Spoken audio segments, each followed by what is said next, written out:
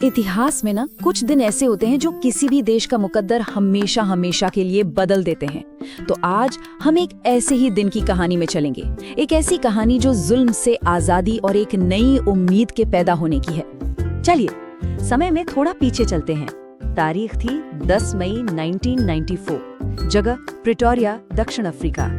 अब ये सिर्फ कैलेंडर की एक तारीख नहीं थी, समझिए ये एक नई सुबह थी। दशकों के लंबे अंधेरे संघर्ष के बाद एक नया, एक इंद्रधनुषी राष्ट्र जन्म ले रहा था।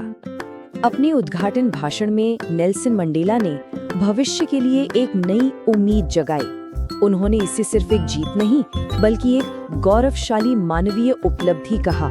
मतलब एक ऐसा लम्हा जब पूरी दुनिया दक्षिण अफ्रीका के साथ मिलकर जश्न मना रही थी। वो दिन सिर्फ एक सेरेमनी नहीं थी बल्कि एक ऐतिहासिक जमावड़ा था। उसे इंद्रधनुषी जमावड़ा कहा गया और इस एक शब्द के पीछे ना एक बहुत गहरा और दमदार मतलब छिपा हुआ था। जरा सोचिए, दुनिया भर के बड़े बड़े नेता सब एक साथ एक मंच पर इस ऐतिहासिक पल को अपनी आंखों से देखने आए थे। ये एक सीधा और साफ संदेश था कि दक्षिण अफ्रीका अब अकेला नहीं है, पूरी दुनिया उसके साथ खड़ी है। 140 से भी ज्यादा देश ये सिर्फ एक नंबर नहीं है, ये इस बात का प्रतीक था कि दुनिया इस नए लोकतांत्रिक दक्षिण अफ्रीका को खुले दिल से बाहें फैलाकर अपना रही थी। मंडेला के ये शब्द इस बदलाव की गहराई को दिखाते हैं। सोचिए तो सही, जो देश कल तक दुनिया से अलग थलग पड़ा था, आज वही देश पूरी दुनिया की मेजबानी कर रहा था। ये कितना बड़ा, कितना असाधारण बदलाव रहा होगा।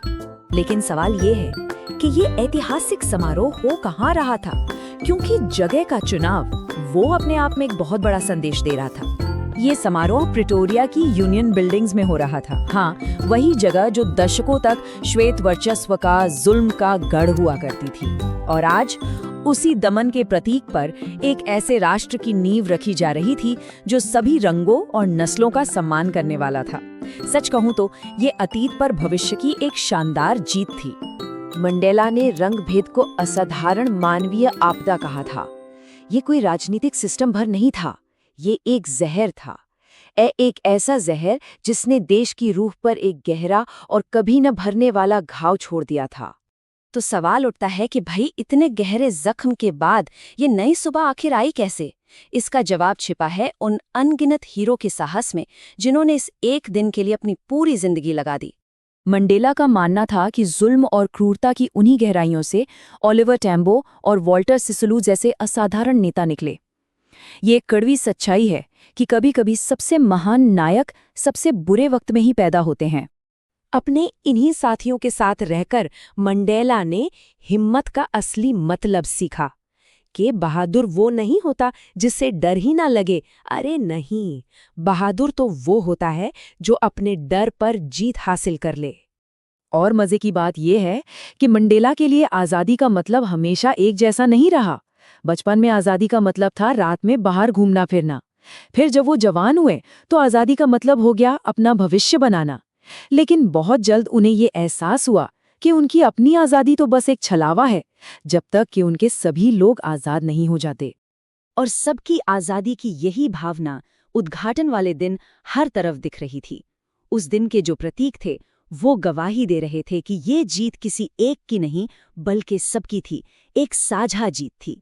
जब दक्षिण अफ्रीका के जेट विमानों ने यूनियन बिल्डिंग्स के ऊपर उड़ान भरी ना, तो वो सिर्फ एक एयर शो नहीं था, वो सेना की नई लोकतांत्रिक सरकार के प्रति वफादारी का प्रतीक था।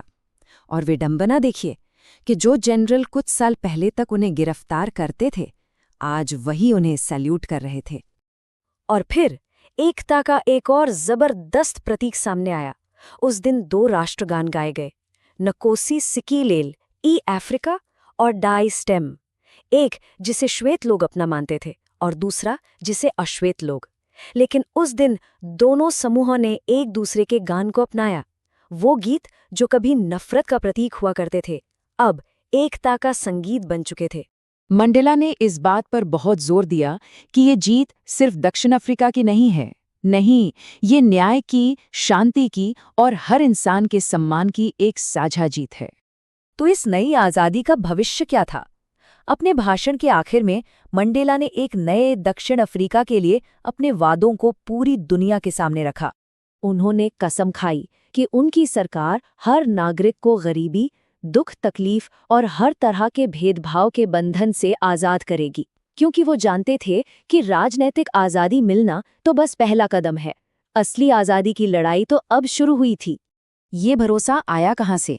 जेल के सबसे काले दिनों में भी, जब उन पर जुल्म की इंतहा हो रही थी, तब भी उन्होंने गार्ड्स के अंदर इंसानियत की एक छोटी सी झलक देखी, और वहीं से उन्होंने सीखा कि इंसान की अच्छाई एक ऐसी लौ है जिसे आप शायद छिपा तो सकते हैं लेकिन कभी बुझा नहीं सकते। लेकिन मंडेला का आज़ादी को देखने का नज़रिया यहीं ख़त्म नहीं होता। वो कहते हैं कि सिर्फ जुल्म सहने वाले को ही नहीं, बल्कि जुल्म करने वाले को भी आज़ाद करने की ज़रूरत है। क्यों? क्योंकि जो इंसान किसी और की आज़ादी छीनता है, वो तो खुद नफ़रत और तंग नज़री का कैदी होता है। मंडेला की ये कहानी हमें एक बहुत गहरे सवाल के साथ छोड़ जाती है कि असल में आज़ाद होने का मतलब क्या है? क्या सिर्फ जंजीरों से छुटकारा पा लेना काफ़ी है, या ये उससे कहीं ज़्यादा है?